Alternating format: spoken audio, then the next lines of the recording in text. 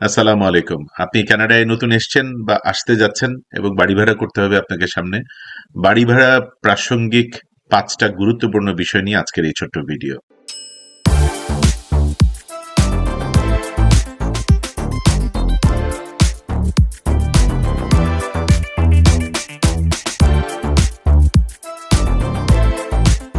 এই বিষয়ে একটা আর্টিকেল প্রকাশিত হয়েছিল সিআইসি নিউজে ৭ই মে ২০২৬।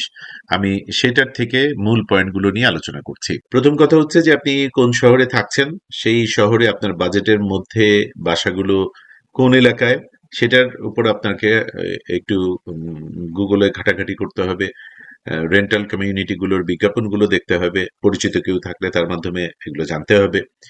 এখন আমরা সিআইসি এর আর্টিকেলটা অনুযায়ী ৫টা পয়েন্ট নিয়ে আলোচনা করি। বাসা ভাড়া নেয়ার আগে যেসব খরচ মাথায় রাখা জরুরি, সেটা হচ্ছে যে কানাডায় বাসা ভাড়া নেয়া আপনার প্রথম ফিনান্সিয়াল ডিসিশন গুলোর একটা, এর সাথে তো আপনার খরচ যুক্ত আছে।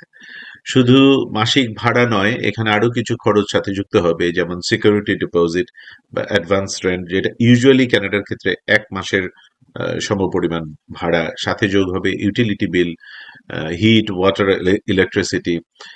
ইন্স্যুরেন্স নিতে হবে একটা। আমাদেরও প্রথম এসে যে বাসা ভাড়া করেছিলাম সেখানে $10 কিংবা $12 মাসে একটা ইন্স্যুরেন্স ছিল। এবং ইন্টারনেট, ফোন সার্ভিস আলাদা করে, কিন্তু সেটা তো আপনার মাসের খরচের সাথে এটাও যুক্ত হবে। And last but not the least, এই ক্ষেত্রে মুভিং কস্ট। আপনি কিছু জিনিসপত্র নিয়ে আসবেন, কিছু জিনিসপত্র আপনি কিনবেন এখানে এসে। বড় জিনিসপত্রগুলোই আসলে এখানে এসে আপনি কিনবেন। তো যেখান থেকে কিনবেন সেখান থেকে আপনার বাসায় নেওয়ার যে কস্ট, সেই কস্টটাও এর সাথে যুক্ত হবে। সুতরাং এই সবকিছু মাথায় রেখে আপনার এই জায়গার হিসাবটি করতে হবে। এবং পাশাপাশি মনে রেখেন এখানে অ্যাপার্টমেন্টে থাকছেন নাকি কন্ডো টাউন হাউসে থাকছেন, অর একটা ডিটাচড হাউসে থাকছেন, সেটার উপরে ভাড়া কিন্তু ওঠানামা করবে। সেটা আপনি কানাডার যে শহরেই থাকেন, আহ, সেই শহরের এই অ্যাপার্টমেন্টের ভাড়া একরকম হয়। সব থেকে কম হবে অ্যাপার্টমেন্টের ভাড়াই।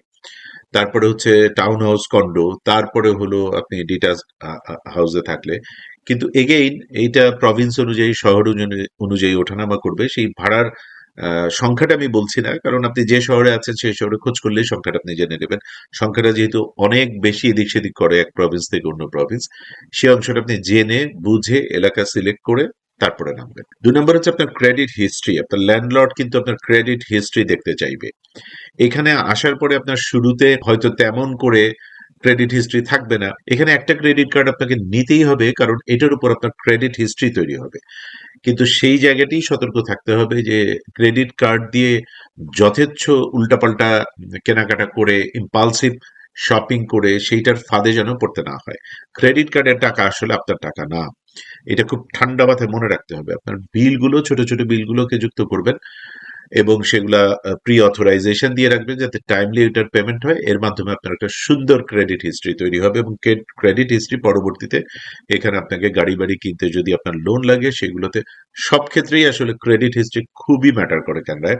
বাসা ভাড়ার আবেদনের ক্ষেত্রে আপনার ল্যান্ডলর্ড এই ক্রেডিট রিপোর্ট বা হিস্ট্রিটা দেখতে চাইতে পারে। কিন্তু বিষয় হচ্ছে যে আপনি যদি মানে নতুন ইমিগ্রেন্ট হন, তাহলে তো আপনার ওরকম করে ক্রেডিট হিস্ট্রি এখানে থাকবে না। সেক্ষেত্রে আপনার ল্যান্ডলর্ড বা এখানকার রেন্টাল কোম্পানিগুলো হয়তো একজন গ্যারান্টার চাইবে। সেই গ্যারান্টারটা আপনাকে রেডি করতে হবে। এবং ওই গ্যারান্টার প্রয়োজনে আপনার ভাড়ার দায়িত্ব নেবে, এরকমটা ক্লজ থাকবে কোনো আর কি। ৩ নাম্বার বিষয় হচ্ছে লিজ এগ্রিমেন্ট সই করার আগে আপনি কি কি দেখবেন। আপনার রেন্টাল অ্যাপ্লিকেশন গ্রহণ হলে আপনাকে লিজ সাইন করতে বলা হবে, এবং এটা ল্যান্ডলর্ড এবং টেনান্ট, এই দুই পক্ষের মধ্যে একটা আইনি চুক্তি। সই করার আগে পুরো ডকুমেন্টটা খুব ভালো করে পড়বেন, বুঝবেন। বোঝাটা হচ্ছে ভেরি ইম্পর্টেন্ট। একটা লিজে সাধারণত উল্লেখ থাকে মাসিক ভাড়ার পরিমাণ, পেমেন্টের ডেট, রেন্টাল পিরিয়ড কতদিনের, কোন কোন ইউটিলিটি বা সুবিধা অন্তর্ভুক্ত আছে, পেটস, মানে পেট আছে কিনা, অ্যালাউড কিনা, স্মোকিং, গ্যাস সম্পর্কিত কোনো নিয়ম কানুন বলা আছে কিনা, এগুলো খুব ভালো করে বুঝে নেবেন। রিপেয়ার এবং মেইনটেনেন্স এর দায়িত্ব কার। আর ভালো হয় বাসায় ওঠার আগে কিছু ছবি তুলে রাখবেন আপনি। প্রথম দিনই মানে যেই জায়গা নিয়ে আপনার মনে হয় যে এইটা পরে এই স্পটটার জন্য, এই দাগটার জন্য আমাকে এবার জিজ্ঞেস করে কিনা, এগুলো ছবি তুলে রাখবেন। বলেও রাখবেন যে আমি প্রথম অবস্থার ছবিগুলো তুলে তুলে রেখেছি, যাতে পরে গিয়ে কোনো ভুল বোঝাবুঝি না হয়। টেন্যান্ট ইন্স্যুরেন্স একটা ব্যাপার আছে, এটাও বিবেচনায় রাখতে হবে। এটা বরং নেয়াই ভালো। এটা হয়তো বাধ্যতামূলক নয়, আপনাকে একদম বাধ্য করতে পারবে না ল্যান্ডলর্ড, কিন্তু এটা নিয়ে রাখাই ভালো আপনার নিজের সেফটি সিকিউরিটির জন্যই। আমি যেমনটা বলছিলাম, আমাদের হয়তো $10 বা $12 লাগতো 2017, 18, 19, 20 এই সময়ের কথা বলছি। সো তাতে নিজেদের জন্য একটা বড় প্রোটেকশন থাকতো, কিন্তু এটা মাসে দিতে হতো। 4 নম্বর হচ্ছে একজন টেন্যান্ট হিসেবে, ভাড়াটিয়া হিসেবে আপনার অধিকার কি। কানাডার প্রতিটি প্রভিন্স এবং টেরিটরিতে রেন্টাল রুলস আলাদা হতে পারে এবং আলাদাই। সাধারণত ল্যান্ডলর্ডের কিছু দায়িত্ব থাকে, যেমন আপনার ব্যক্তিগত তথ্য প্রাইভেসি ল অনুযায়ী সংরক্ষণ করা। 2 হচ্ছে প্রপার্টি ভালো অবস্থায় রাখা। 3 হচ্ছে রেন্ট ইনক্রিজ বা লিজ শেষ করার আগে লিখিত নোটিশ দেয়া আপনাকে। আবার টেন্যান্ট হিসেবে আপনার কিছু অধিকার রয়েছে, যেমন আইন বহির্ভূত এভিকশন থেকে সুরক্ষা। চাইলেই সে আপনাকে এভিক্ট করতে পারবে না, তাকে আইনি প্রক্রিয়ার মধ্য দিয়ে যেতে হবে। নিরাপদ বাসস্থানে থাকার অধিকার আপনার রয়েছে। সে আপনাকে যে জায়গাটি ভাড়া দিচ্ছে, যে বাসাটি ভাড়া দিচ্ছে, সেইটার নিরাপত্তা, আপনি সব দিক থেকে যেন নিরাপদে থাকতে পারেন, সেটা দেখার দেখভাল করার দায়িত্ব তার। এবং রেন্ট পেমেন্টের রিসিট পাওয়ার আহ, অধিকার আপনার রয়েছে। সুতরাং নিরাপদ বাসস্থানে থাকবার অধিকার আপনার রয়েছে, তাহলে এই অধিকারটি সুরক্ষা করতে হবে ল্যান্ডলর্ডকে, এবং আপনাকে সে রিসিট দিতে বাধ্য থাকবে। এটাও আপনার অধিকারের মধ্যে। Last but not the least, rental scam থেকে কিভাবে সতর্ক থাকবেন, এবং এইটা নিয়ে কানাডায় আমি সিবিসি তে একাধিক রিপোর্ট দেখেছি গত কয়েক বছরে। রেন্টাল স্ক্যাম, এই অনলাইনে স্ক্যাম। আসলে যে ছবি দেওয়া হচ্ছে, যে প্রপার্টির কথা বলা হচ্ছে, ওখানে হয়তো কোনো ভাড়াই নেই, কিন্তু নিচে একটা নাম্বার দিয়ে কানাডার ভেতর থেকে কেউ ওই ল্যান্ডলর্ড সে যে কথা বলছে, তাড়াহুড়া করবে এরা অলওয়েজ করে, আপনাকে ওয়্যার ট্রান্সফার করতে বলবে, টাকা পয়সা অগ্রিম নিয়ে নিবে, তারপরে দেখবেন ওই নাম্বার বন্ধ। এইগুলো এখন কানাডাতেও হচ্ছে, খুবই আনফরচুনেট, কিন্তু হচ্ছে। সো এগুলোতেও সতর্ক থাকতে হবে। সব রেন্টাল লিস্টিং আসল নাও হতে পারে, সিআইসির আর্টিকেলে বলা হয়েছে, তাই সতর্ক থাকা জরুরি। বিশেষভাবে সতর্ক হন যদি রিটেন লিজ না থাকে। লিখিত চুক্তিটা, সেটা আপনি সামনে গিয়ে অফিসে গিয়ে পড়বেন, বুঝবেন, সাইন করবেন, রিয়েল অফিস, রিয়েল মানুষের সামনে। আর বাসা দেখার আগে পেমেন্ট, এটা রাজি হওয়া যাবে না। খুব তাড়াহুড়ার ভাব দেখায় স্ক্যামাররা, সব ক্ষেত্রেই সেটা। যারা প্রতারণা করে তাদের তো তাড়াহুড়া থাকবেই, কারণ প্রতারিত যে হবে, সে বুঝে যাচ্ছে, বুঝে গেলে যে প্রতারিত হচ্ছে, সে তো আর এটাতে আগাবে না। সুতরাং যতক্ষণ তাকে মানে অন্ধকারে অজ্ঞতার মধ্যে রেখে প্রতারণাটা করে ফেলা যায়, এটা সব রকম প্রতারকদেরই একই স্টাইল।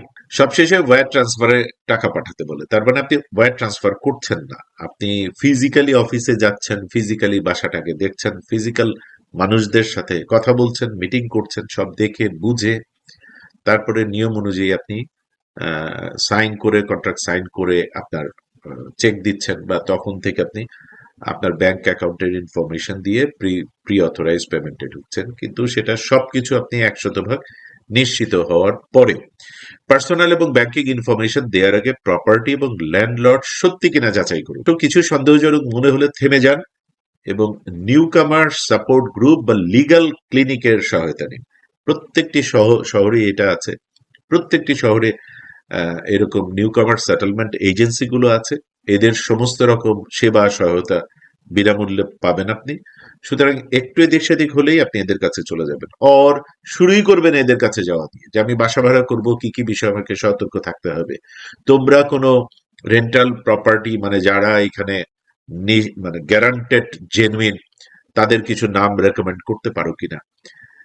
এই সমস্ত সেবা বা এই সমস্ত বুদ্ধি পরামর্শ তথ্য আপনি গিয়ে নিউ কামার সেটেলমেন্ট যে সেন্টার গুলো আছে প্রত্যেকটি শহরে, বড় শহরে কানাডাতে, সেখান থেকে এই সেবাগুলো পাবেন, এই বুদ্ধি পরামর্শ পাবেন। এই ছিল আজকের ছোট্ট আলোচনা। আলোচনাটুকু আশা করি নতুন যারা বাসা ভাড়া করবেন, আসতে যাচ্ছেন কানাডায়, তাদের জন্য উপকারী হবে। আপনার সোশ্যাল প্ল্যাটফর্মেও শেয়ার করতে পারেন, তাতে অন্য আরেকজন এটা দেখে উপকৃত হবেন। এবছর যারা বিভিন্ন প্রোগ্রাম দিয়ে কানাডায় আসতে যাচ্ছেন, সবার জন্য অন্তর থেকে দোয়া। আল্লাহ দয়া করে আপনাদের এই নিয়ত, এই দমকে, শ্রমকে কবুল করে নিন। ভালো থাকবেন।